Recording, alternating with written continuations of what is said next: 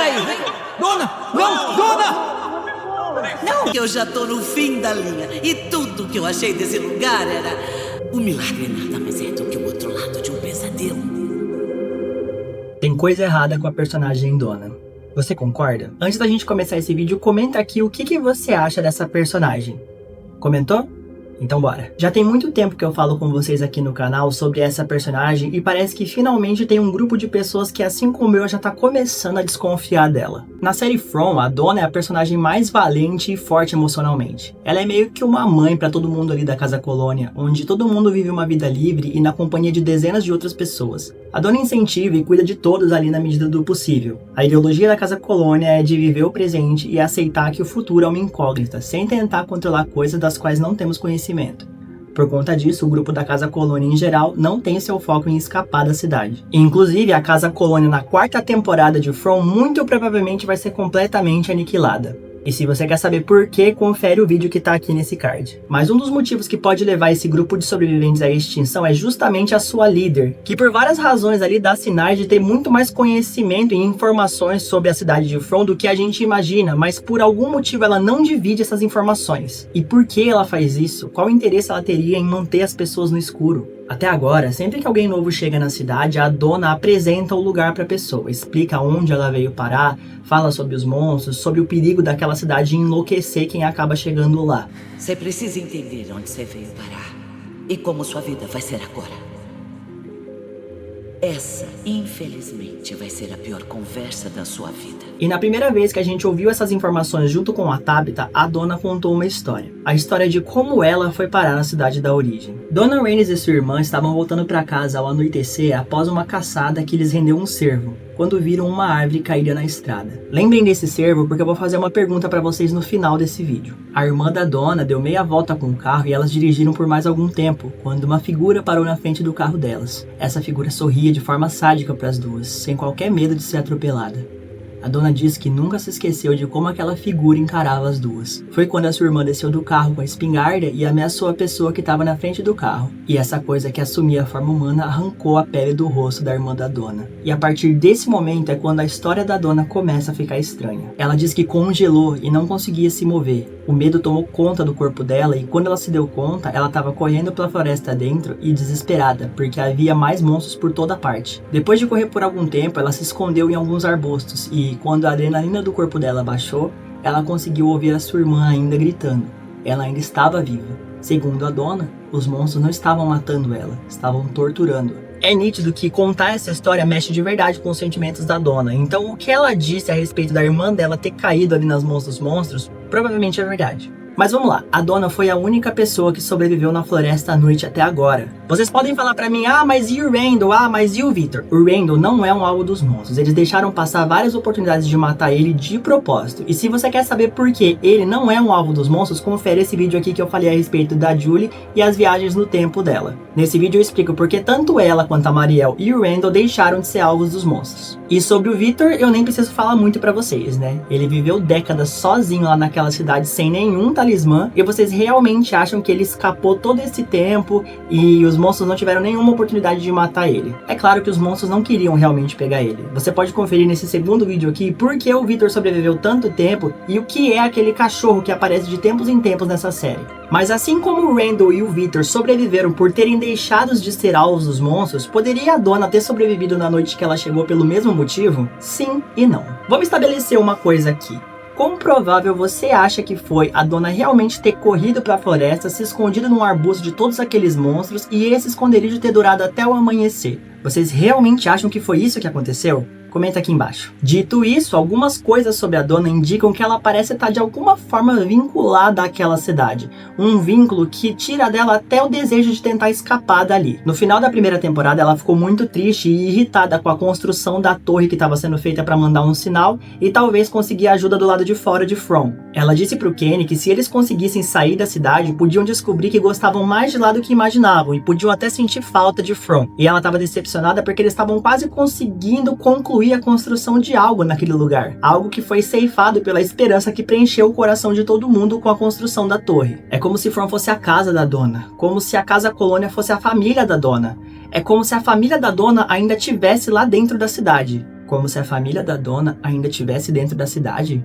Vamos se aprofundar um pouquinho mais nessa frase. Eu vou ler um comentário de um inscrito aqui que inspirou esse vídeo. O Douglas dos Santos Moraes disse o seguinte: creio que a dona é uma espécie de espiã dos monstros. Pensei até na possibilidade da irmã dela estar viva e sob o domínio dos monstros que usam isso como meio de manipulação. Considere que, segundo ela mesma, sua irmã foi atacada pelos monstros que arrancaram a pele de seu rosto, mas em momento nenhum ela descreveu o corpo morto da irmã.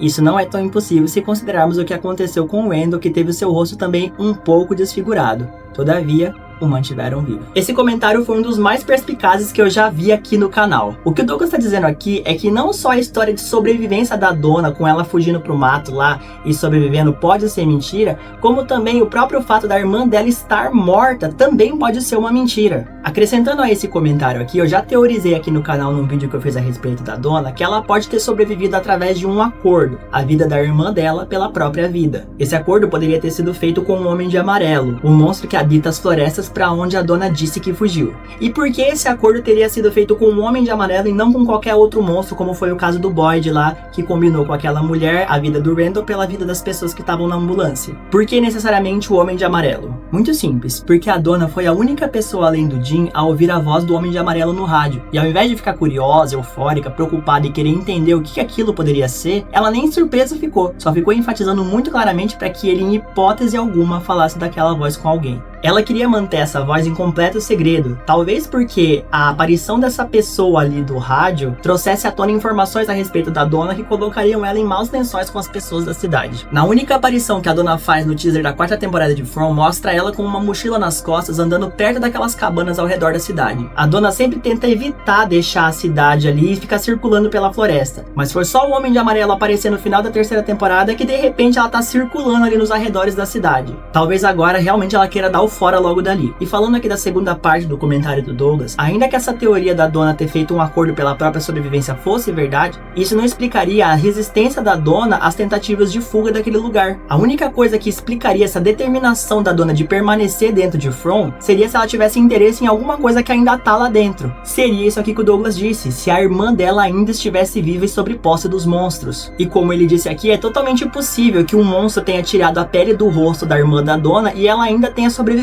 assim como aconteceu com o Randall na 3ª temporada. Ele estava sem a pele do rosto, mas ainda vivo. E quem sabe a sobrevivência da irmã da dona não dependa de alguma tarefa que a própria dona tenha que cumprir pro Homem de Amarelo. E que tarefa seria essa e o que ela tem a ver com a Casa Colônia? Vou explicar algumas coisas aqui pra vocês que quem acompanha os meus vídeos já sabe, mas se você é novo aqui, você vai precisar dessas informações pra entender o que eu vou falar. O ritual que tornou os cidadãos da cidade monstros precisa ser refeito. Ele foi feito de forma incompleta e por isso os monstros têm uma vida imortal danificada. Eles não saem de dia, eles têm limitações. Eles precisam completar ou refazer esse ritual que precisa de crianças vivas. Por isso eles, por exemplo, deixam passar as oportunidades de matar o Ethan. Aí você pode pensar, mas eles mataram aquela menina lá no primeiro episódio que também era uma criança. Sim, só que eles precisam de um menino, porque a parte que deu errado do sacrifício é a parte referente ao sol. Por isso os monstros não podem ver a luz do sol. Você pode conferir tudo sobre esse ritual, como ele deu errado e o que os monstros pretendem nesse vídeo aqui que eu fiz sobre os talismãs e como os desenhos que tem ali nos talismãs revelam sobre o ritual. Mas enfim, se eles precisarem agora refazer o ritual ao invés de completar, eles vão precisar de 8 crianças vivas. E para alguém chegar na cidade de From, alguém precisa morrer. A cidade sempre mantém o mesmo número de habitantes ali. Então qual seria a melhor chance de, por exemplo, um ônibus escolar chegar na cidade cheio de crianças, como a gente teoriza que vai acontecer aí na 4ª temporada de From, de acordo com essa imagem aí que tá circulando? A única chance seria se um número massivo de mortes acontecesse de uma vez. E qual é o lugar mais vulnerável da cidade, onde se uma única pessoa abrir a porta ou tocar no talismã do Hal, dezenas de pessoas vão morrer numa só noite? Pois é, a Casa Colônia, que é mantida pela personagem dona, que nem sequer refez o plano de segurança da casa depois dela ser invadida.